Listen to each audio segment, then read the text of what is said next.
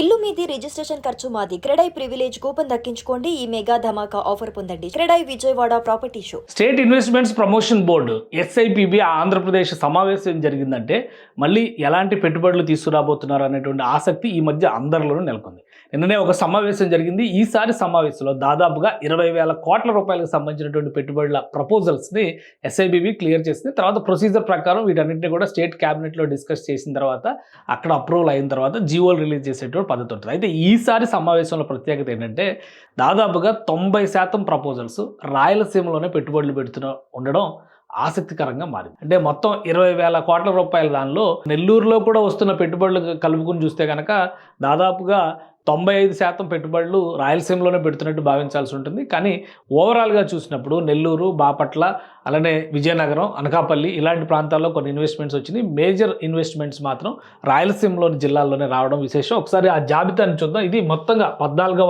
SIPB సమావేశంలో రాష్ట్ర ప్రభుత్వం క్లియర్ చేసింది. అంటే ఎస్ఐపిబి సమావేశంలో రాష్ట్ర ప్రభుత్వానికి పంపినటువంటి ప్రతిపాదనలో 19,391 కోట్ల రూపాయల పెట్టుబడులకు సంబంధించిన ఫైల్స్ని క్లియర్ చేసింది. దీనివలన 11,753 ఉద్యోగాలు జనరేట్ కాబోతున్నాయి ఆంధ్రప్రదేశ్లో.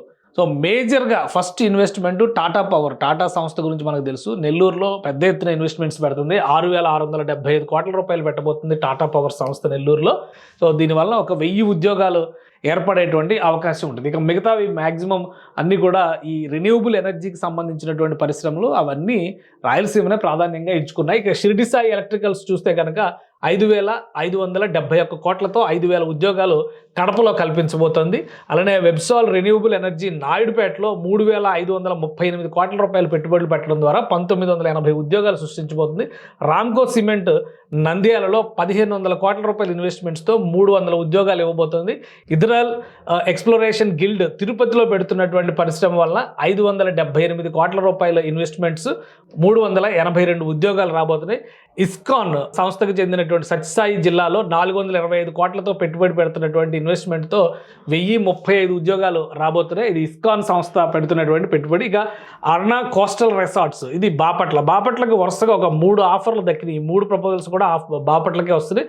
అర్నా కోస్టల్ రిసార్ట్స్, సైవెన్ యూనిఫై కన్సార్షియం, అలానే శుభం ఇంద్రనీర్ కాన్స్, ఇది కూడా కన్సార్షియమే.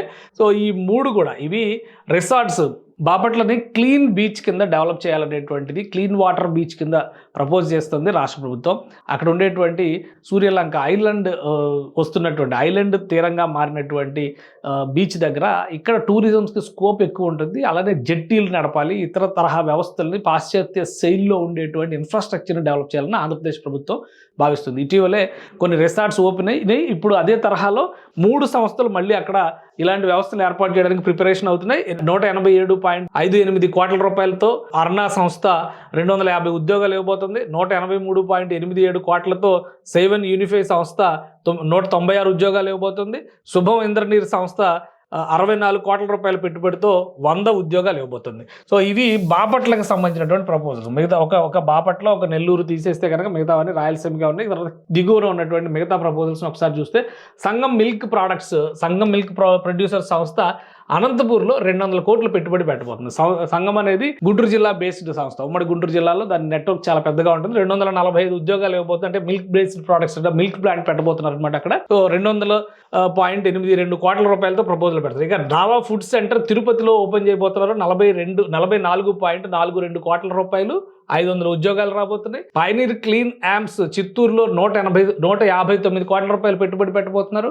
600 ఉద్యోగాలు వస్తున్నాయి. సో రాధిక వెజిటబుల్ ఆయిల్స్ విజయనగరంలో 234 కోట్ల రూపాయలతో 165 ఉద్యోగాలు ఇవ్వబోతుంది. రిలయన్స్ కన్స్యూమర్స్ అనకాపల్లిలో 30 కోట్ల రూపాయల పెట్టుబడితో 100 ఉద్యోగాల్ని కల్పించబోతుంది. ఇది ఎస్ఐబిబి ఇచ్చినటువంటి క్లియరెన్స్ ఇచ్చిన జాబితా. ఇది మొత్తంగా స్టేట్లో 19,391 కోట్ల రూపాయల పెట్టుబడులు వస్తే దాదాపుగా 11,000కు పైగా ఉద్యోగాలు జనరేట్ కాబోతున్నాయి. ఇది 14వ ఎస్ఐపిబి సమావేశం. సో ప్రొసీజర్ ప్రకారం క్యాబినెట్ అప్రూవల్ తర్వాత వీటికి సంబంధించినటువంటి జీవో రిలీజ్ చేస్తారు.